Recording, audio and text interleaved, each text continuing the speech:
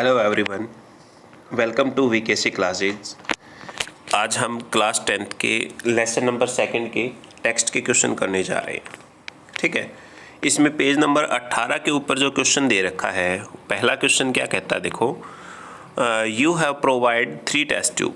आपको 3 test tube दे रखी हैं। इस प्रकार से जो है 3 टेस्ट ट्यूब दे दी। ठीक है, एक ये दे दी और ऐसे ही ये टेस्ट ट्यूब दे दी, और इन 3 टेस्ट ट्यूब के अंदर कुछ सैंपल भरा हुआ है और आपको सिर्फ क्या दे रखा है कि रेड लिटमस पेपर दे रखा है इस प्रकार से। ठीक है, ये लिटमस पेपर दे रखा है और कहता है कि इनके अंदर बताओ किसके अंदर डिस्टिल्ड वाटर है, ठीक है, किसके अंदर एसिडिक सॉल्यूशन है और किसके अंदर बेसिक सॉल्यूशन है। ध्यान रहे, हमें सिर्फ क्या दे रखा है, हमें सिर्फ ये रेड लिटमस पेपर दे रखा है। ठीक है, ये रेड लिटमस पेपर दे रखा है। तो इसके लिए हम क्या करेंगे, इस रेड लिटमस पेपर को इनके अंदर डिप करके देखेंगे। इसके अंदर डिप करेंगे, इसके अंदर डिप, और ऐसे ही तीनों के अंदर डिप करेंगे। यदि मान लो पहले वाला जो है वो पर्पल हो जाता है, हमारा रेड लिटमस पेपर पर्पल हो जाता है, तो वो सॉल्यूशन कैसा होगा, वो सॉल्यूशन डिस्टिल्ड वाटर का होगा। यदि मान लो हमारा लिटमस पेपर जो है वो ब्लू हो जाता है, ठीक है, तो फिर कैसा होगा सॉल्यूशन, वो बेसिक सॉल्यूशन होगा। और यदि हमारा लिटमस पेपर जो है वो रेड ही रहता है, उसके अंदर कोई चेंज नहीं आता है, तो इसका मतलब वो सॉल्यूशन कैसा होगा, एसिड सॉल्यूशन होगा। ठीक है, इस प्रकार हम बता सकते हैं कि लिटमस पेपर की सहायता से कि टेस्ट ट्यूब के अंदर कैसा सॉल्यूशन है। नेक्स्ट जो क्वेश्चन है वो पेज नंबर 22 के ऊपर दे रखा है। क्या कहता है इसके अंदर, why should curd and sour substances not kept in brass और कॉपर वेसल। जो ब्रास और कॉपर वेसल के अंदर कर्ड और शोर सब्सटेंस है उनको क्यों नहीं रखते हैं। तो देखिए, कर्ड और जो शोर सब्सटेंस होते हैं उनके अंदर एसिड्स होते हैं।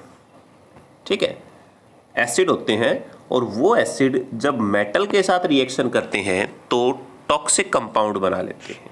ठीक है, इसीलिए कर्ड और शोर सब्सटेंस को किसी मेटल के बर्तन के अंदर नहीं रखते हैं।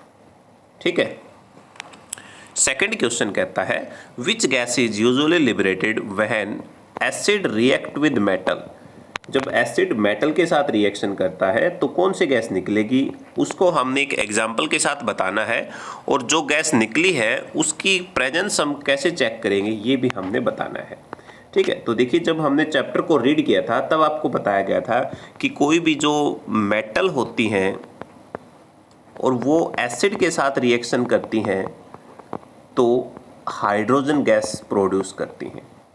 ठीक है, हाइड्रोजन गैस। तो देखिए, यहाँ पर हमने एग्जाम्पल ले लिया जिंक का। जब जिंक जो है एसिड के साथ रिएक्शन करी, एसिड हमने ले लिया हाइड्रोक्लोरिक एसिड, तो क्या बन रहा है, जिंक क्लोराइड, और प्लस में हाइड्रोजन गैस बन रही है। ठीक है, यानी ये जो एसिड होते हैं जैसे HCl हो गया, सल्फ्यूरिक एसिड हो गया, इनको मिनरल एसिड बोलते हैं।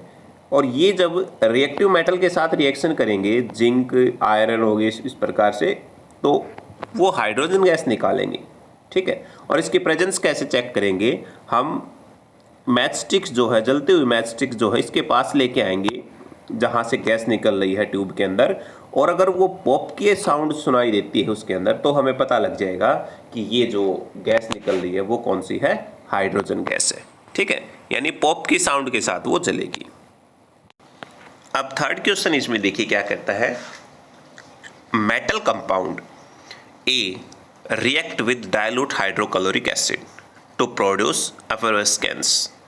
ठीक है, the gas evolved extinguish a burning candle।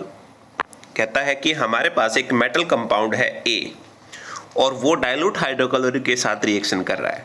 ठीक है, और एक एफरेस्केंस प्रोड्यूस कर रहा है, और जो उसके अंदर गैस निकलती है उसके नज़दीक हम कोई जब मोमबत्ती लेके आते हैं तो वो बुझ जाती है। तो वो केमिकल रिएक्शन बताओ और उसको बैलेंस करो। ठीक है, और जो कंपाउंड बना है वो कंपाउंड उनमें से एक कौन सा होगा, कैल्शियम क्लोराइड होगा। तो देखिए, हमारे पास ए जो कंपाउंड होगा वो कैल्शियम कार्बोनेट का होगा CaCO3, और जब ये हाइड्रोक्लोरिक एसिड के साथ रिएक्शन करता है तो कैल्शियम क्लोराइड एक कंपाउंड बन गया, जो कि इसमें दे रखा है क्वेश्चन के अंदर। प्लस में कार्बन डाइऑक्साइड गैस निकलती है और वाटर जो है वो निकलता है। ठीक है, जो मेटल कंपाउंड है हमारा वो कौन सा होगा, कैल्शियम कार्बोनेट का, गैस कौन सी होगी, CO2 गैस निकलेगी। ठीक है, 25 नंबर पेज के ऊपर जो क्वेश्चन दे रखा है वो देखो, why do HCl HNO3, HCl hydrochloric acid, HNO3 कौन सा हो गया, nitric acid, shows acidic character in aqueous solution while solution of compound like alcohol glucose do not show acidic character. कहता है कि जो एसिड होते हैं ना वो तो एक्वस सॉल्यूशन के अंदर अपना एसिडिक करेक्टर शो करते हैं, लेकिन जो कंपाउंड है जैसे अल्कोहल का हो गया, ग्लूकोज का हो गया, ये एसिडिक करेक्टर शो नहीं करते। क्या कारण है इनका, तो देखिए जो सॉल्यूशन होते हैं HCl HNO3 ये आयनाइजेशन प्रोसेस के द्वारा एक्वस सॉल्यूशन के अंदर हाइड्रोजन आयन को रिलीज कर देते हैं। ठीक है, और जो हाइड्रोजन आयन की प्रेजेंस की वजह से ही ये एसिडिक करेक्टर शो करते हैं। लेकिन जब हम बात करते हैं ग्लूकोज और अल्कोहल की तो ये ऐसा नहीं करते, ये H आयन को रिलीज नहीं करते और इसीलिए ये एसिडिक करेक्टर है वो शो नहीं करते। ठीक है, देखिए सेकंड क्वेश्चन में क्या कहता है, why does aqueous solution of an acid conduct electricity. Aqueous solution जो होता है एसिड का वो इलेक्ट्रिसिटी को कंडक्ट क्यों करता है।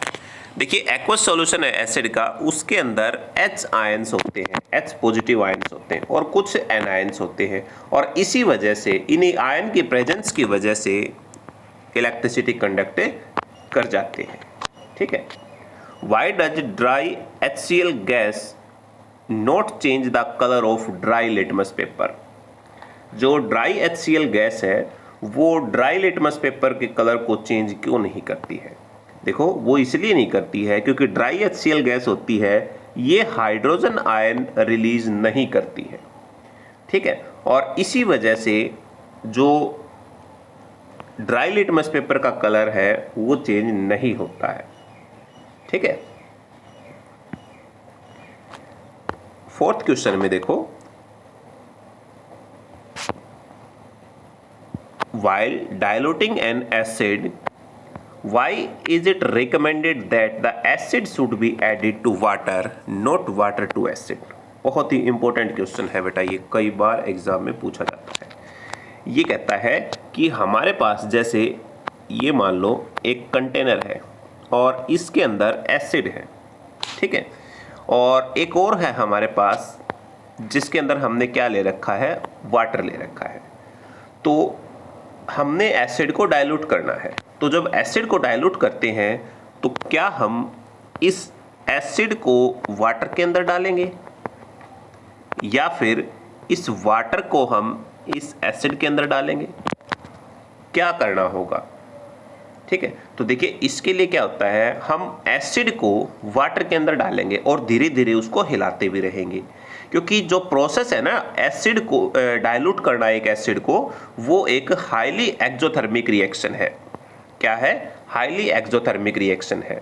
और जब हम इस प्रकार पानी को यदि हम एसिड में डालेंगे, ठीक है, अगर हम ये कर रहे हैं पानी को इस एसिड के अंदर डाल रहे हैं तो इसका मतलब इसके अंदर से काफी ज्यादा हीट निकलेगी, एक्सोथर्मिक रिएक्शन होगी, और ये मिक्सचर है वो स्प्लैश आउट भी हो सकता है, इसलिए जो है आग भी लग सकती है।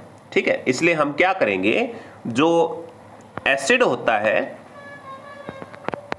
एसिड को हम वाटर के अंदर ऐड करेंगे। ठीक है, ध्यान रखना एसिड को हम क्या करेंगे, वाटर के अंदर ऐड करेंगे और धीरे धीरे उसको स्टीर करेंगे। देखो the process of diluting acid और base in water is a highly exothermic if a water added to concentrated acid. यदि वाटर को हम कंसंट्रेटेड एसिड के अंदर ऐड करेंगे, heat generated may cause the mixer splash out.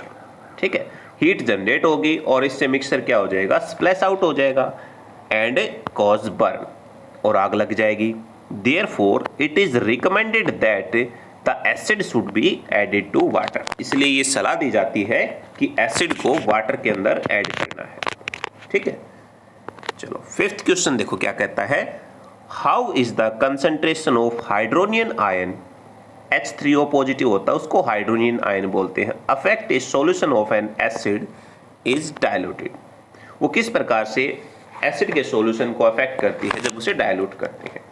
तो देखो जो कंसंट्रेशन है ना हाइड्रोनियन आयन की पर यूनिट वॉल्यूम डिक्रीज हो जाती है जब किसी भी सॉल्यूशन को डाइल्यूट किया जाता है। कोई भी एसिड का सॉल्यूशन है यदि हम उसको डाइल्यूट कर रहे हैं तो उसके अंदर हाइड्रोनियन आयन की परसेंटेज है वो क्या हो जाएगी, डिक्रीज हो जाएगी पर यूनिट वॉल्यूम। क्लियर है। देखिए 6 क्वेश्चन में, how is the concentration of hydroxide ion, hydroxide ion होता है OH नेगेटिव आयन, ठीक है, अफेक्ट व्हेन एसिड और base dissolve in A solution of sodium hydroxide. किस प्रकार से जो एक्सेस ऑफ बेस जब हम डिसॉल्व करते हैं किसी भी सॉल्यूशन के अंदर, मान लो हमारे पास से सोडियम बेस हो गया, ठीक है, एक कंटेनर के अंदर क्या है बेस है और एक जो हमने ले लिया वो सोडियम हाइड्रोक्साइड ले लिया NaOH ले लिया और हम उस बेस के अंदर क्या कर रहे हैं NaOH और डाल रहे हैं। जैसे यानी ये मान लो कि सॉल्यूशन है हमारे पास सोडियम हाइड्रोक्साइड का, उसके अंदर हमने और बेस डाल दिया तो क्या हो जाएगा, When excess of base is dissolved in sodium hydroxide, यदि हम ज़्यादा जो बेस है वो डालेंगे सोडियम हाइड्रोक्साइड के अंदर तो इसका मतलब जो कंसंट्रेशन है ना OH नेगेटिव की वो बढ़ जाएगी। क्यों? क्योंकि जो बेस हो गया, बेस के अंदर OH नेगेटिव की कंसंट्रेशन ऑलरेडी ज़्यादा होती है और ये ज़्यादा होती है इसीलिए ये बेस होते हैं और हम उसके अंदर बेस और मिला रहे हैं तो इसका मतलब कि जो कंसंट्रेशन है OH नेगेटिव आयन की वो क्या हो जाएगी और ज़्यादा हो जाएगी, बढ़ जाएगी। पेज नंबर 28 के ऊपर क्वेश्चन दे रखे हैं, देखो यू हैव 2 सॉल्यूशन, आपके पास 2 सॉल्यूशन है A और B दे रखा है, ठीक है। पहले की pH है कितनी है 6 है, दूसरे की pH है वो कितनी है 8 है।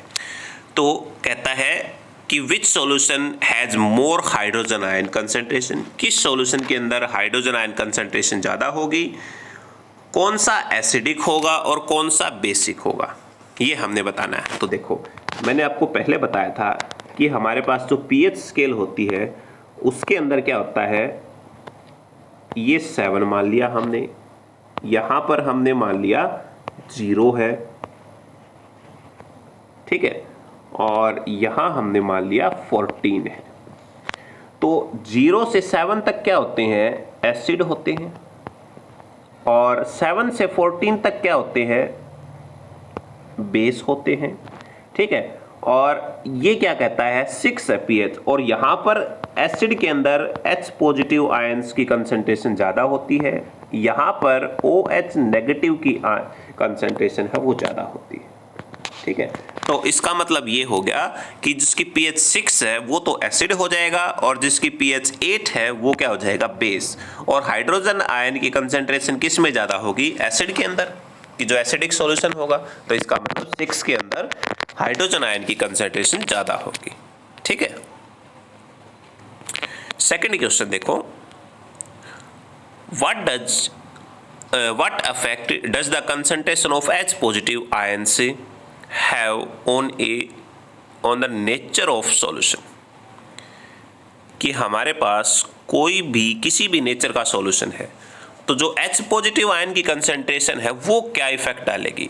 मान लो एसिडिक नेचर ऑफ सॉल्यूशन है तो उसमें क्या हो जाएगी, H पॉजिटिव आयन की कंसंट्रेशन है वो ज़्यादा हो जाएगी।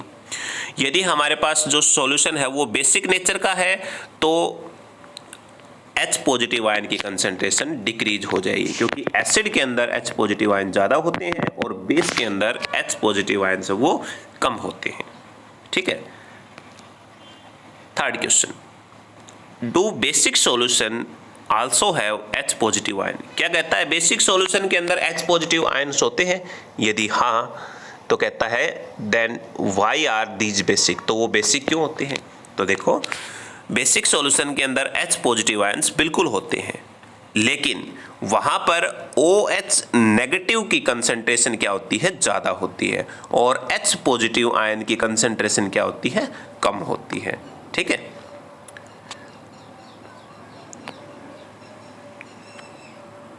फोर्थ क्वेश्चन में कहता है under what soil condition do you think a farmer would treat the soil. कहता है कि किस कंडीशन के अंदर जो है फार्मर अपनी मिट्टी को जो है वो ठीक करेगा या उसकी कंडीशन जो है उसको सही करेगा। With quick lime, calcium oxide दे रखा है, ठीक है, कैल्शियम ऑक्साइड के साथ, या स्लैक्ट लाइम, कैल्शियम हाइड्रोक्साइड बोलते हैं, या चाक जो कैल्शियम कार्बोनेट हो गया। तो देखो इन केस के अंदर यदि मान लो सोयल की नेचर एसिडिक है तो उस टाइम फार्मर क्या करेगा, क्विक लाइम ऐड करेगा, CaO बोलते हैं कैल्शियम ऑक्साइड, या select lime CaOH2S calcium hydroxide, या चौक उसको न्यूट्रल करने के लिए। ठीक है, क्योंकि ये सारे क्या होते हैं, बेस हैं, और नेचर कैसी है मिट्टी की, एसिडिक है, तो एसिड और बेस जब मिलेंगे तो न्यूट्रल कर देंगे उसको, साल्ट और वाटर बना देंगे। ठीक है। पेज नंबर 33 के ऊपर क्वेश्चन दे रखा है what is the common name of compound CaOCl2। तो CaOCl2, Ca बन गया कैल्शियम, O बन गया ऑक्सी और क्लोराइड, कैल्शियम ऑक्सी क्लोराइड, ये तो इसका होगा केमिकल नेम। और कॉमन नेम क्या होता है, ब्लीचिंग पाउडर।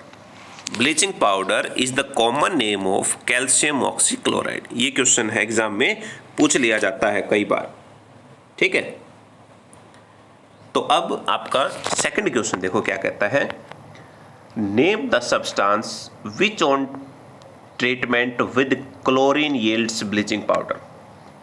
कहता है कि उस सब्सटेंस का नाम बताओ जो हम क्लोरीन के साथ रिएक्शन करके ब्लीचिंग पाउडर बनाते हैं, ये हमने बताना है। तो देखो स्लैक्ट लाइम जिसे हम बोलते हैं कैल्शियम हाइड्रोक्साइड CaOH2S, जब हम इसकी रिएक्शन क्लोरीन के साथ रिएक्शन करवाते हैं तो ब्लीचिंग पाउडर बनता है। देखो ये हमारे पास हो गया स्लैक्ट लाइम, ठीक है, और इसकी हमने रिएक्शन करवा दी क्लोरीन के साथ, तो क्या बन गया, ब्लीचिंग पाउडर CaOCl2, और साथ में क्या बन गया, वाटर बन गया। ठीक है। थर्ड क्वेश्चन देखो, थर्ड क्वेश्चन में क्या कहता है, name the sodium compound which is used for softening hard water. Sodium compound का एक नाम बताना हमने जो कि सॉफ्टनिंग हार्ड वाटर में यूज किया जाता है, तो कौन सा होता है, सोडियम कार्बोनेट Na2CO3। ठीक है। फोर्थ क्वेश्चन क्या कहता है, what will happen if A solution of sodium hydrogen carbonate is heated. कहता है उस सॉल्यूशन के साथ क्या होगा यदि हमारे पास कोई सोडियम हाइड्रोजन कार्बोनेट का सॉल्यूशन उसको हम गर्म करें। Give equation of reaction involve, इसमें कैसे रिएक्शन इन्वॉल्व होगी तो वो बताना। तो देखिए सोडियम हाइड्रोजन कार्बोनेट का फार्मूला होता है NaHCO3। जब हम इसको हीट करते हैं, ये ट्रायंगल का जो निशान होता है वो है हीट का, तो उस टाइम सोडियम कार्बोनेट बनेगा, वाटर और कार्बन डाइऑक्साइड, ये चीजें बनेगी। ठीक है। तो जब हम सोडियम हाइड्रोजन कार्बोनेट को हीट करेंगे तो उस टाइम सोडियम हाइड्रोजन कार्बोनेट जो है सोडियम कार्बोनेट, वाटर और कार्बन डाइऑक्साइड के अंदर डिकम्पोज हो जाएगा। ठीक है। तो फिफ्थ क्वेश्चन देखो क्या कहता है इसमें, right an equation two show the reaction between plaster of Paris and water. तो देखो बहुत इंपॉर्टेंट इक्वेशन है, प्लास्टर ऑफ पेरिस और वाटर के साथ रिएक्शन। तो प्लास्टर ऑफ पेरिस का फार्मूला होता है CaSO4 डॉट हाफ H2O, ये इसका फार्मूला होता है, ये जो यहाँ पर लिख रखा है। ठीक है। इसके अंदर जब हम 1.5 H2O मिला देते हैं तो उस टाइम जिप्सम में कन्वर्ट हो जाता है। ये जिप्सम का फार्मूला होता है CaSO4 डॉट 2H2O। ये जो हमारे पास है CaSO4 डॉट हाफ H2O, इसके अंदर जब हमने 1.5 H2O मिलाया तो क्या बन गया, 2H2O। और जिप्सम जो है वो सीमेंट से भी ज़्यादा कठोर होता है।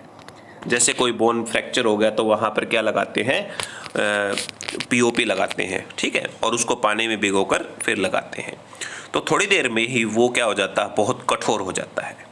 तो वो कौन सा होता है, जिप्सम। और जिप्सम को जब हम वापिस अगर पीओपी में कन्वर्ट करें तो हम क्या करेंगे, उसको 373 केल्विन के ऊपर गर्म करेंगे, और 373 पर गर्म करेंगे हम तो क्या हो जाएगा, वापिस पीओपी बन जाएगा इसमें। तो ये हमारे पास टेक्स्ट के क्वेश्चन थे जिनको आपने अच्छे से करना है। Thank you.